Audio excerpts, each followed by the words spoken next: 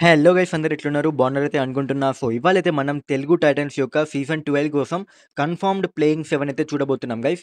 So, చలో వీడియోలోకైతే వెళ్ళిపోదాం.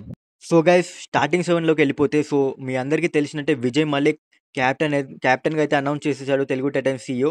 So, అతనైతే 100% అయితే స్టార్ట్ చేస్తాడు. సో, విజయ్ మలిక్ ఫస్ట్ రైడర్‌గా ఆడతాడు.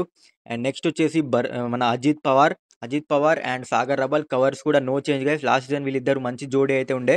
సో, ఈసారి కూడా సేమ్ జోడీ కంటిన్యూ అయితది. అండ్ సెకండ్ రైడర్‌గా భరత్ హుడ్డా అయితే ఆడతాడు. So, Bharat Hooda and third రైడర్‌గా ఆశీష్ నర్వాల్ అయితే ఆడతాడు.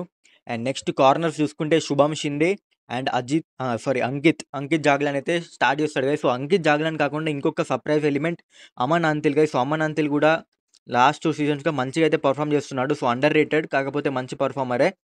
సో, ఫస్ట్ అయితే మన అంకిత్ జాగ్లానే స్టార్ట్ చేస్తాడు. సో, అంకిత్ జాగ్లాన్ పెర్ఫార్మన్స్ ఒకవేళ డౌన్ అయితేనే అమన్ అంతిల్ వస్తాడు తప్ప లేకపోతే అంకిత్ జాగ్లాన్‌ని బ్యాక్ అయితే చేస్తారు. సో, బ్యాకప్స్ చూసుకుంటే మనకి ప్రతి పొజిషన్‌కి బ్యాకప్స్ అయితే ఉన్నారు. సో, మన రైట్ కార్నర్ చూసుకుంటే మన ఫారినర్ ఇజ్రాయిల్ ఉన్నాడు. అండ్ లెఫ్ట్ కార్నర్‌కి మన ఈయన ఇప్పటిదాకా చెప్పిన అమన్ అంతిల్ ఉన్నాడు. సో, రైడర్స్ బ్యాకప్ చూసుకుంటే మంజీత్ ఉన్నాడు, చేతన్ సాహు ఉన్నాడు, రోహిత్ రాఠీ ఉన్నాడు.